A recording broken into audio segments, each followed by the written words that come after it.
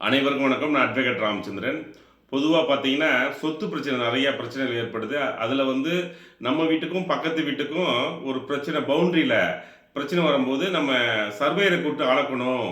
அத பத்தி தான் நம்ம பார்க்க போறோம். பொதுவா சர்வேயர் வந்து யாரு, என்ன தெரிஞ்சுக்கிறதுக்காக, சர்வேயர் வந்து அவங்களுக்கு ஒரு ப்ளூ பிரிண்ட் இருக்கும். அத வச்சு தான் அவங்க சர்வேயர் அளந்து குடுப்பாங்க. ஒரு சில சர்வேயர் வந்து பார்த்தீங்கன்னா, மக்களிடம் கொள்ளை அடிக்கிற அளவுக்கு பணத்த வாங்குறாங்க.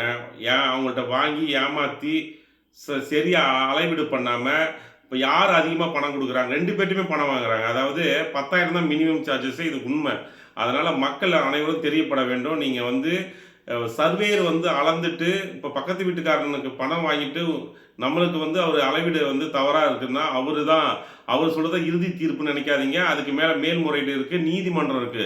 நீதிமன்றம் தான் இறுதியான தீர்ப்பு குடுக்கும். அது தெரிஞ்சுங்க. சர்வேயர் வந்து உங்க பக்கத்து வீட்டுக்காரர் சர்வேயர் வந்து அளந்துட்டார் சார். போலீஸ் ஸ்டேஷன்ல சொல்லி நீங்க அந்த சர்வேயர் அளந்தத தூக்கி போடுறீங்க. உடனே போலீஸ் ஸ்டேஷன் சொல்லி உங்க மேல வழக்கு போடுவாங்க.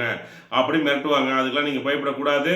சர்வேயர் வந்து உங்களுக்கு சேட்டிஸ்ஃபைடு இல்லன்னா, நாங்க கோர்ட்ல பார்த்துக்கிறோம். இந்த அளவீடு எங்களுக்கு சரியில்ல அப்படின்னு சொல்லிட்டு நீங்க தைரியமா சொல்லணும். சர்வேயர் வந்து சில சர்வேயரால நெறைய ஏழை எளிய மக்கள் வந்து நெறைய பேர் ஏமாந்துடுறீங்க. நல்லா இந்த விழிப்புணர்வு பதிவு தான் இது. இந்த தகவல தெரிஞ்சுங்க. சர்வேயர் வந்தாலே 10,000 எடுத்து வைக்கணும். உங்களுக்கே ஒரு மனப்பான்மை மாரி இப்போ சூழல் வந்து போச்சு.